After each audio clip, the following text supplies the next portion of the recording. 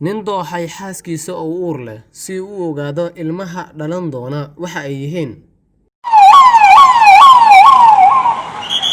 Walaal saar aragtidaada ka dhiibo oo sheergaree si uu u gaaro muuqaalkan saaxiibo badan oo aan ugu helno saaxiibo wanaagsan sida adiga oo kale. Mahadsanid. Nin ku nool dalka Hindiya ayaa caloosha ka dooxay xaaskiisa oo uur leh si uu u ogaado waxa uu noqon doono ilmaha dhalan doona, waxaana dhintay canugii uurkeeda ku jiray haweeneydaasi sida ay sheegeen booliiska dalkaasi. Qoyska haweeneyda waxay ku eedeeyeen saygeeda in sababta uu u weeraray ay tahay in markasta uu doonayay in uu ogaado canuga ay siddo waxa uu yahay in uu yahay gabar mise wiil, balse uu isagu doonayay mar walibana uu haweeneyda ka dalba jiray in ay u dhasho wiil uusan u baahnayn gabar.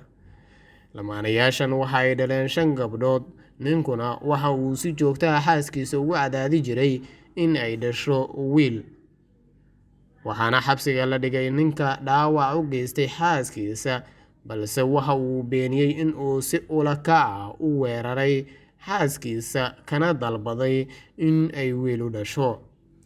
Waxay arrintani ka dhacday degmada Badawan ee dhacda gobolka Uttar Pradesh ee dalka Hindiya, waana meesha dadka ugu badan ay ku nool yihiin waqooyiga dalkaasi Hindiya.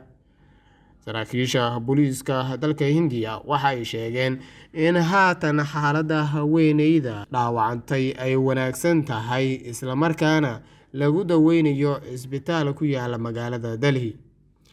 Gabar la dhalatay haweeneyda ayaa warbaahinta gudaha dalkaasi u sheegtay in lamaanayaashu markasta ay ku murmi jireen arrinta ah in ay dhasho wiil iyo in ay dhasho wixii Ilaahay siiyo, taasoo haweeneydu ay sheegtay in ay ku qanci jirtay mar waliba saygeeda in ay Ilaahay wixii uu siiyo ay u dhali doonto, aysan lahayn doorka ah in ay gabar dhasho ama wiil, balse uu isagu mar waliba ku cadaadin jiray in ay u dhasho wiil. Sida laga soo xigtay walaalkeeda, haweeneyda waxaa xadii loo qaaday isbitaalka xaaladdeeda oo markaasi aad halis u ahayd. Waxa uuna saygeeda warbaahinta gudaha dalka Hindiya u sheegay in bir caalad leh uu ku tuuray xaaskiisa, xilligaasina uusan malaynaynin in ay dhaawacayso birtaasi, sidoo kalena lama filaan ay ku noqotay in cunugii uu dhinto, haweeneyda xaaskiisa ahaydna ay halis aad u daran gasho. Waxaan dhalay 5 gabdhood, mid ka mid ah wiilashayda ayaa geeriyooday.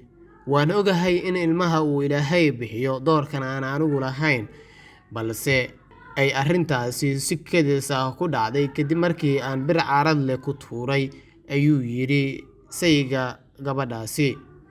Booliiska dalka Hindiya ayaa sheegeen in weli ay arrintaasi baaritaanna ku wadaan, ninkii arrintaasi ka dambeeyana uu xiran yahay, haatanna xaaladdeeda caafimaad ee aad u soo wanaagsananayso haweeneydaasi.